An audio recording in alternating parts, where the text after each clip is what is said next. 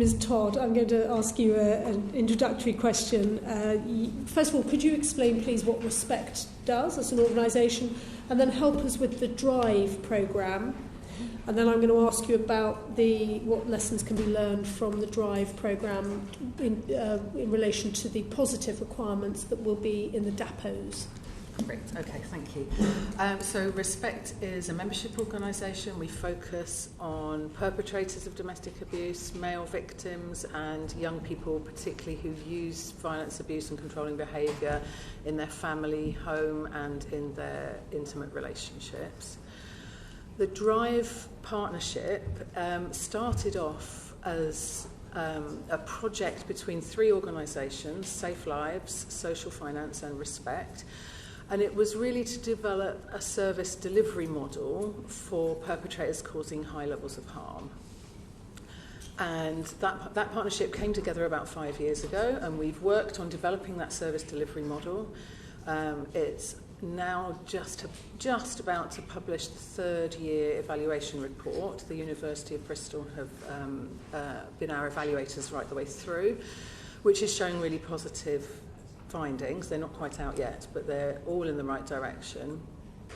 And kind of partway through that partnership, we began to have conversations about the strategic needs around perpetrators. So not just looking at this one cohort, one part of the perpetrator cohort, the perpetrators causing the highest levels of harm, but actually what does the whole cohort need?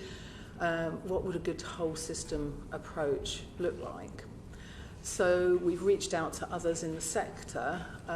We've developed what we've called a call to action for a perpetrator strategy, which I can go into in more detail if you would like, and I can certainly submit it as written evidence. We've got a draft of that at the moment, which we've got over 60 organisations signed up to. But it's looking at the comprehensive strategic approach that we think is needed to perpetrators. And for too long, the spotlight's been on victims to keep themselves safe, to keep their children safe, to keep each other safe. And perpetrators have been very invisible, or if they have been visible, the approach to them hasn't always worked.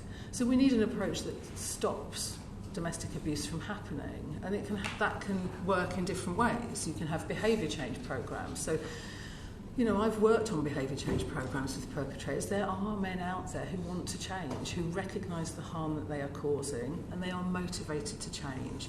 They may be the ones that Mrs. Newton was mentioning, who have grown up around domestic abuse.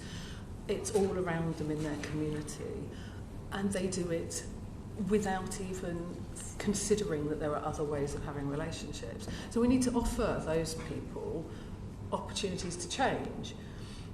But we also need to be really clear that when those opportunities are there and they're not taking them, that we are holding them to account, and that we've got robust measures in place through the criminal justice system, but also through a multi-agency approach that will